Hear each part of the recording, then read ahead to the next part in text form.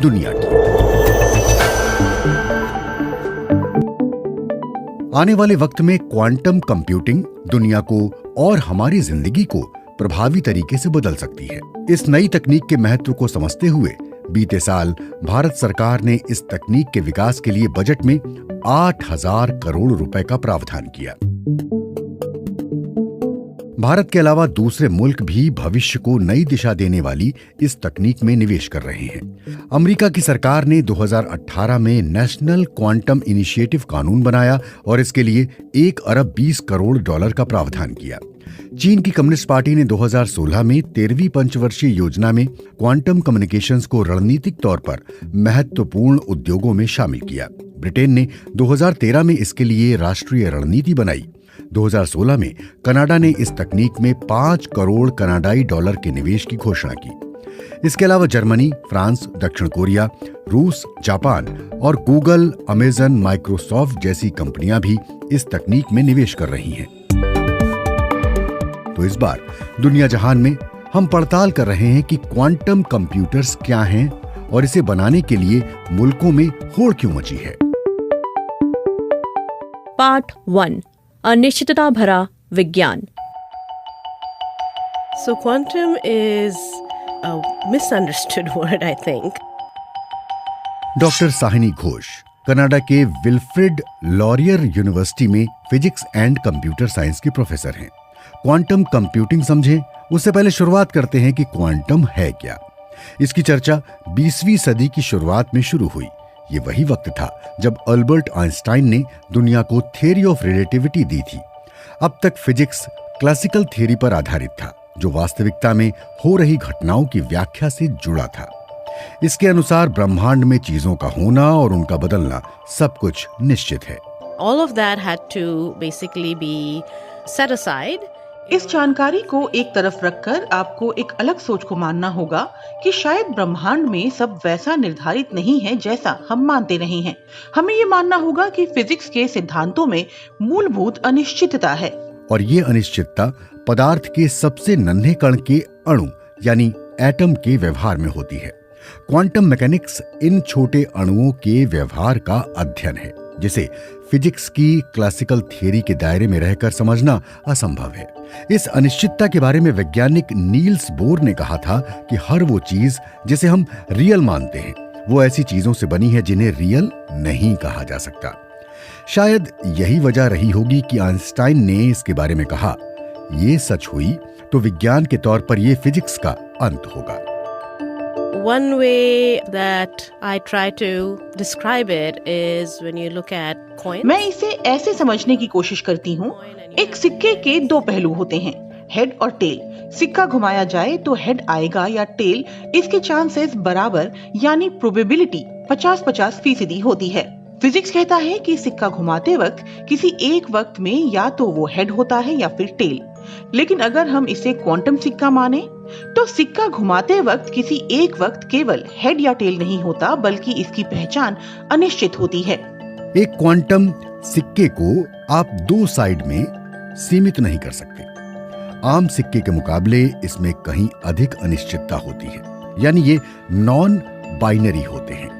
Yeah, so we call it superposition, meaning this idea of heads and tails. हम इसे superposition कहते हैं, यानी सिक्का घूमते वक्त एक वक्त में दोनों ही साइड एक साथ होते हैं, यानी एक वक्त में एक से अधिक संभावना होती है।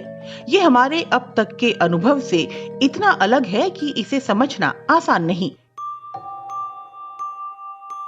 इस सिद्धांत पर काम करने वाले वैज्ञानिक मानते हैं कि ये अनिश्चितता किसी चीज की प्रकृति है।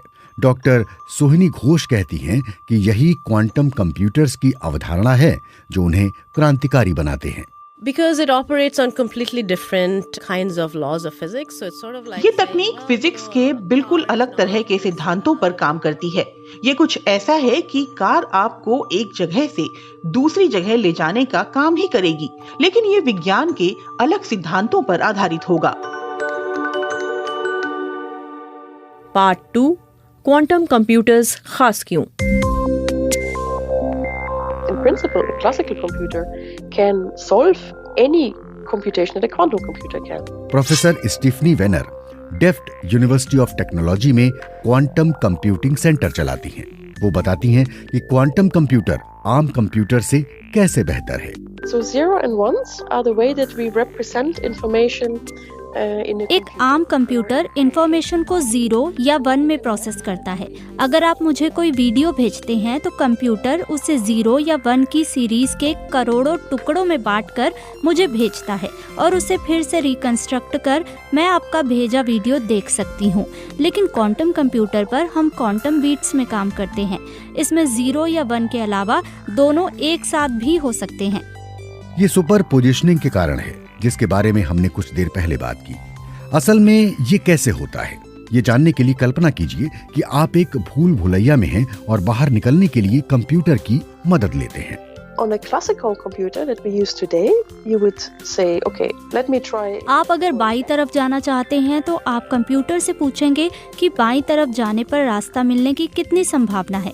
रास्ता ना मिला तो आप कंप्यूटर से दाईं तरफ की संभावना तलाशने को कहेंगे। चूंकि क्वांटम कंप्यूटर में एक क्वांटम बीट 0 और 1 या कहें बाएं और दाएं एक साथ हो सकते हैं, आप एक साथ दोनों संभावनाएं तलाश सकते हैं। ये इतना सरल तो नहीं है, लेकिन ये आपको बताता है कि आम कंप्यूटर की तुलना में क्वांटम कंप्यूटर में कुछ सवालों के जवाब तेजी से ढूंढे जा सकते हैं, क्योंकि क्वांटम कंप्यूटर एक वक्त में कई संभावनाओं पर काम कर सकता है। ये सवाल उठ सकता है कि इस तरह के सुपरफास्ट कंप्यूटर मेडिसिन के क्षेत्र में क्या योगदान कर सकते हैं? क्या ये नई दवा बनाने में मदद कर सकते हैं? So one way, of course, you could do that is that you go into the lab and do a chemistry experiment. आप लेबोरेटरी में जाकर परीक्षण कर सकते हैं कि कोई केमिकल दवा बनाने में काम आ सकती है या नहीं।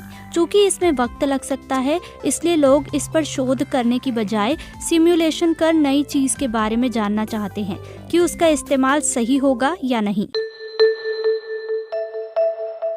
क्या आम कंप्यूटर ये काम कर सकता है? In principle, a classical computer can solve any computation. सैद्धांतिक तौर पर आम कंप्यूटर ऐसा हर काम कर सकता है जो एक क्वांटम कंप्यूटर कर सकता है। सवाल ये है कि इसमें वो कितना वक्त लेगा। क्वांटम कंप्यूटर में ये कुछ घंटों में हो जाएगा, जबकि आम कंप्यूटर को इसमें एक जन्म से भी अधिक वक्त लगेगा। मतलब ये कि दवा की शोध में क्वांटम कंप्यूटर्स नई क्रांति ला सकते हैं। ऐसे में इनकी मांग बढ़नी चाहिए, लेकिन ऐसा है नहीं। पार्ट 3 कड़ी चुनौती। The way I got into this field as a kid, I was a fan of Star Trek and my job. Professor Winfried Hensinger Sussex centre of quantum technologies के निदेशक हैं। वो क्वांटम कंप्यूटर्स की तकनीक को हकीकत बनाना चाहते हैं।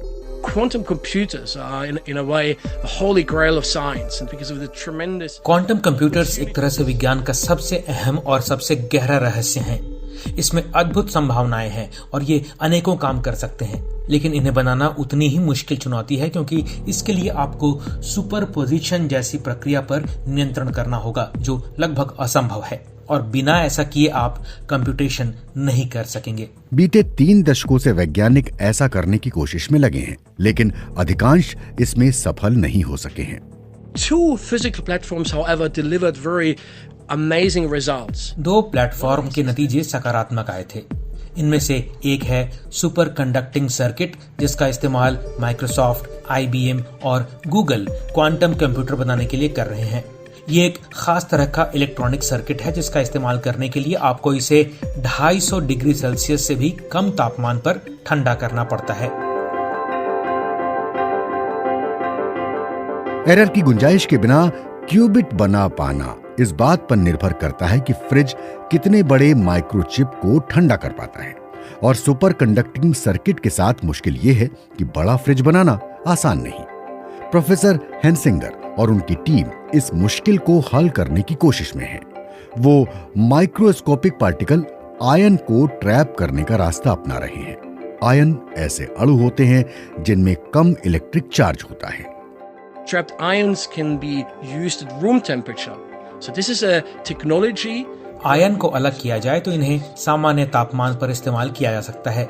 इस तकनीक में आप ऐसे माइक्रोचिप का इस्तेमाल करते हैं जो इलेक्ट्रिक फील्ड बनाते हैं।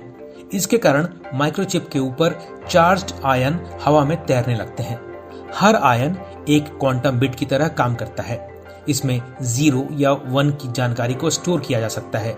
ऐसे अनेकों आयन बनाए जाते हैं और इनके जरिए क्वांटम कंप्यूटिंग हो सकती है। ये साफ है कि ये तकनीक आम इस्तेमाल के लिए जल्द उपलब्ध नहीं होने वाली, लेकिन जिन मशीनों पर ये काम होता है वो दिखाई कैसी देती हैं? They're very big. They are maybe 1 or 2 meters with the actual vacuum system. ये बड़े आकार के होते हैं।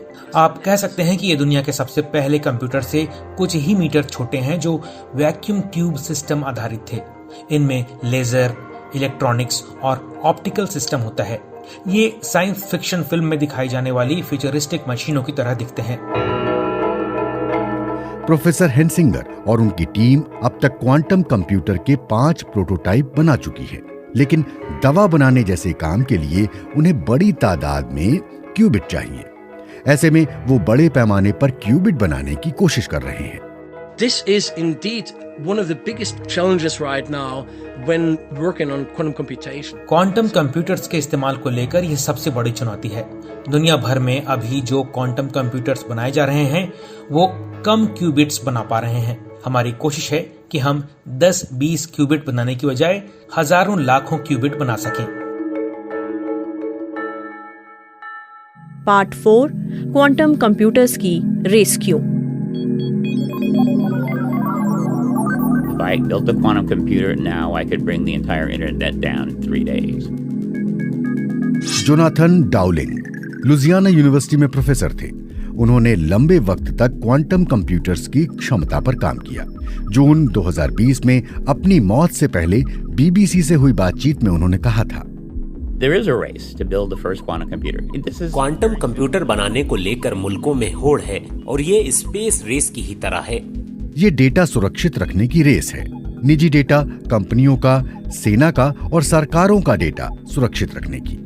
डेटा ताकत है और अब मुल्कों को इस बात का एहसास होने लगा है कि इस मामले में वो जोखिम में हो सकते हैं। 2013 में अमेरिकी इंटेलिजेंस कॉन्ट्रैक्टर एडवर्ड स्नोडेन ने सरकार से जुड़े कई खुफिया दस्तावेजों को लीक कर दिया। इन दस्तावेजों से ये बात सामने आई कि अमेरिका की राष्ट्रीय सुरक्षा एजेंसी किस हद तक दूसरों के कम्युनिकेशन नेटवर्क में सेंधमारी कर सकती है। Edward Snowden leaks surprised the Chinese that, Edward Snowden के लीक ने चीनियों को हैरान कर दिया कि कम्युनिकेशन नेटवर्क में सेंध लगाने में अमेरिकी राष्ट्रीय सुरक्षा एजेंसी उसकी सोच से कहीं आगे है। उन्हें ये भी चिंता थी कि अमेरिकी पहले क्वांटम कंप्यूटर बना लेंगे। ऐसा हुआ तो अमेरिका चीन की खुफिया जानकारी पढ़ सकेगा, लेकिन चीन को अपने सीक्रेट्स पढ़ने से रोक सकेगा। ऐसा कैसे? there are always 3 players, Alice and Bob, who are trying to communicate. मान लीजिए कि बॉब एलिस को खुफिया संदेश भेजना चाहता है और ईव इनके कम्युनिकेशन चैनल में सेंध लगाना चाहती हैं। फिलहाल सुरक्षित संदेश भेजने के लिए पब्लिक की एन्क्रिप्शन तकनीक का इस्तेमाल किया जाता है। बॉब संदेश पर ताला लगाकर एलिस को भेजता है। इस ताले की चाबी केवल एलिस के पास है और वही इसे खोल सकती है। पब्लिक की सुरक्षा की अवधारणा ये होती है कि इसे हैक करने में एक आम कंप्यूटर को सैकड़ों सालों का वक्त लगता है, लेकिन क्वांटम कंप्यूटर इसे कुछ घंटों में हैक कर सकता है।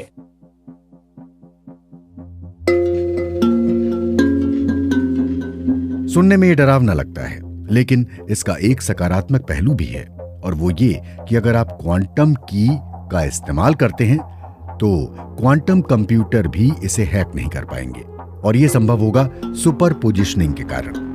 अगर क्वांटम की को हैक करने की कोशिश की गई तो उसमें दर्ज जानकारी अपने आप नष्ट हो जाएगी और भेजने वाले को इसका पता चल जाएगा। That's quantum mechanics. You look at it and it's gone. Quantum computers के जरिए कम्युनिकेशन पूरी तरह सुरक्षित होगा। इसे बनाने की होड़ के पीछे यही वजह है। जोनाथन डाउलिंग ने बताया कि चीन इस तकनीक में बड़े पैमाने पर निवेश कर रहा है। अमेरिका और दूसरे देश भी इस तकनीक में बढ़ चढ़कर निवेश कर रहे हैं, लेकिन वैज्ञानिकों के सामने चुनौती इस तकनीक को हकीकत में बदलने की और इस पर बड़े पैमाने पर काम करने की है। आइए लौटते हैं अपने सवाल पर। क्वांटम कंप्यूटर बनाने की रेस में क्यों है देश? ये भविष्य है सुरक्षा का, अर्थव्यवस्था का और शोध का, लेकिन क्वांटम दुनिया के सबसे महत्वपूर्ण खिलाड़ी यानी एटम के अनिश्चित व्यवहार के कारण इन बेहद ताकतवर मशीनों को बनाना कड़ी चुनौती है। कई देश इस तकनीक पर काबू पाने की रेस में हैं। जोनाथन कहते हैं कि ये रेस कहां जा रही है, इस बारे में किसी को कुछ नहीं पता, लेकिन ये अपने आप में रोमांच पैदा करने वाला है।